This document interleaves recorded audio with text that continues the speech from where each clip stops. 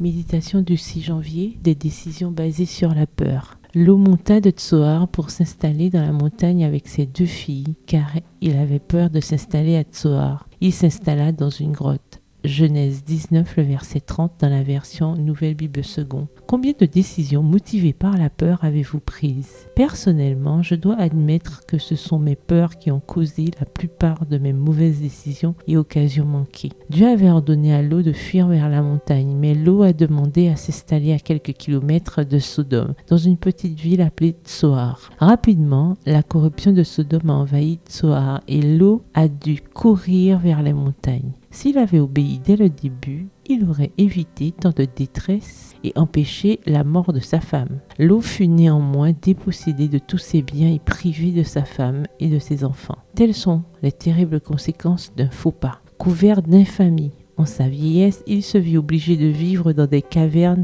comme les bêtes sauvages et donna au monde, non pas une race d'hommes droits, mais 2 nations idolâtres, ennemies de Dieu et de son peuple, voués à la destruction le jour où déborda leur coupe d'iniquité. Telles furent les terribles conséquences d'une mauvaise décision. Chaque décision que nous prenons, chaque acte de notre vie, aussi petit soit-il, a une conséquence pour le bien ou pour le mal. Lot n'a pas pleinement obéi à Dieu et a dû faire face aux conséquences. La perte de sa femme du fait de devenir le père de 2 nations viles, idolâtres et rebelles qu'ont été les Ammonites et les Moabites, produit de l'inceste avec ses propres filles. Lot a choisi d'obéir partiellement, mais une obéissance partielle est une désobéissance complète. Malgré son manque de foi, Dieu l'a écouté et lui a accordé son désir d'aller à Tsoar plutôt que de fuir pour sa vie dans les montagnes. Faisons attention à ce que nous demandons à Dieu, de peur qu'il ne nous accorde ce dont nous n'avons pas besoin. Il serait préférable que nous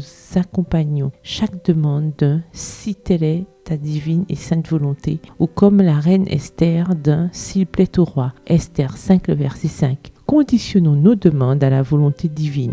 Lot a finalement obéi à Dieu et s'est rendu dans les montagnes, mais cette décision a été motivée par la peur et non par l'obéissance. Aujourd'hui est un bon jour pour prendre chaque décision selon l'amour et l'obéissance volontaire à notre Dieu aimant. Bonne journée, que l'Éternel vous bénisse.